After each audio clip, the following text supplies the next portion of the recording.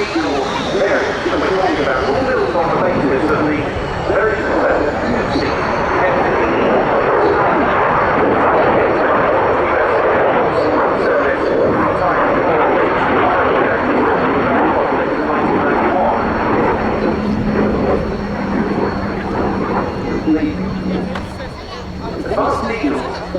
numerous enhancements compared to those very capable jets that had gone before. Various systems and structural improvements, multi-digital fly-by-wire controls. The first of them was the F16 model for the Royal Saudi Air Force, used one of those here in the Scanned Array for the first time as well.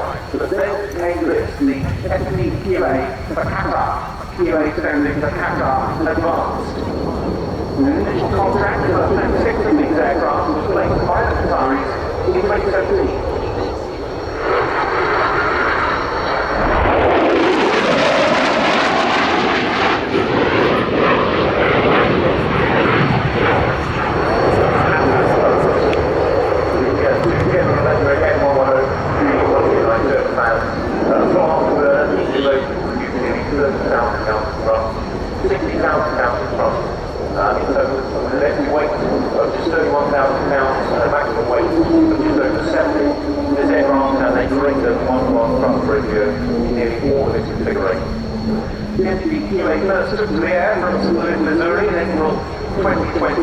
Among the changes, well, it's got a stronger wing, advanced crew stations for the two crew members, low profile head-up display, and large colour displays.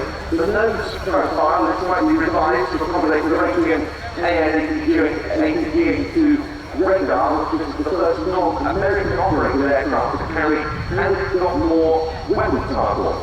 Now, one long-time feature of different F-15 versions has been the conformal fuel tanks, which allow the carriage of more fuel without the drag and various performance penalties of carrying unfun drop tanks, for example. And the conformal tanks on the Ababil can carry around 10,000 pounds of fuel.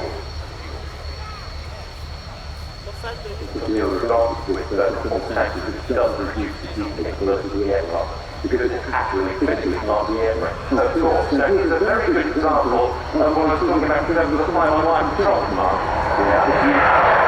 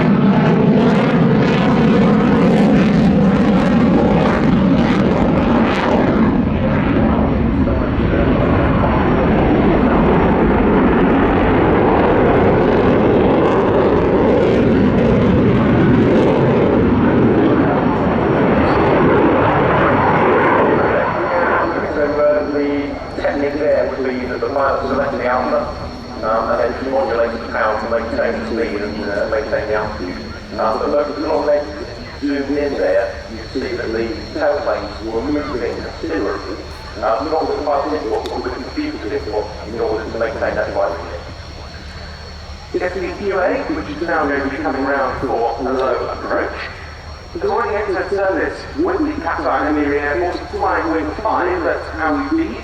3 squadrons part of that wing. It's part of a mixed multi-role combat jet fleet in that Air Force, alongside flying wing 1's Eurofighter Typhoons and the Qatar Rafales of flying wing 6, both of which are based at Hampered. The delivery of the first batch of 36 of these aircraft ended in August last year, but more are now coming. And the same is true of the advanced Eagle family itself, because leading on from the F16EX we see here, Boeing producing F15EX, a version of the advanced Eagle for the United States Air Force and Air National Guard. And there's a very good reason for that, because the oldest in-service F15C model, its single-seat fighter, with the US Air Force as of 2020, dated from 1979, at which point the average jet was 36 years old.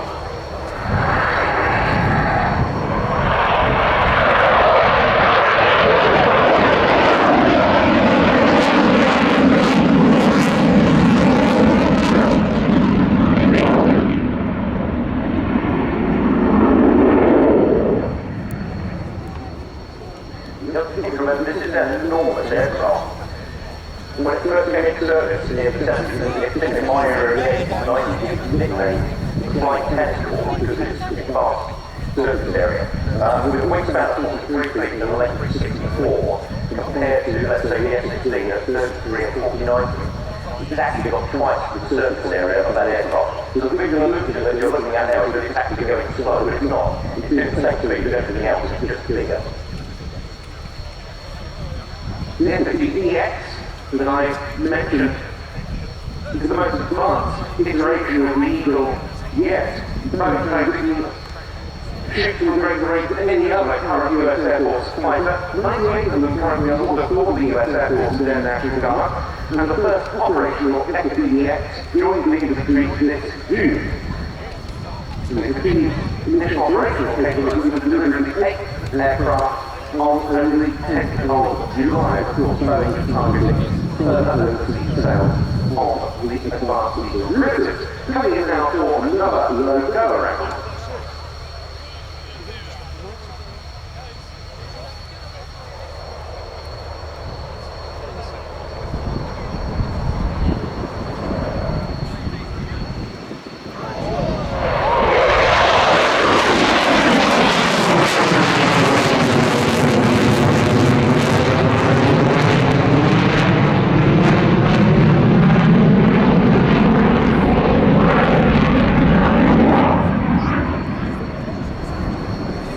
Great demonstration there of the configuration of the aircraft. Very, very quick. We were about 60 degrees.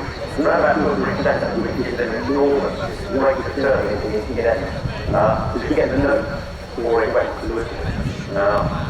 95, the Israeli Air Force in June 1979 when F-15 claimed shoot down to the 5 Syrian MiG-21. That was great success in the air arena during the 1991 Gulf War with both the US Air Force and the Royal Saudi Air Force during 33 air kills claimed by Eagles. To date, 5 versions of the F-15 have claimed 104 aerial victories with no losses, and the advanced Eagle variant such as this will take this on long into the future. So touching down after a somewhat abbreviated, but still very impressive demonstration of its quality. The Boeing F16 Ababil, flown by Jason Dotter and Kevin Tinsley.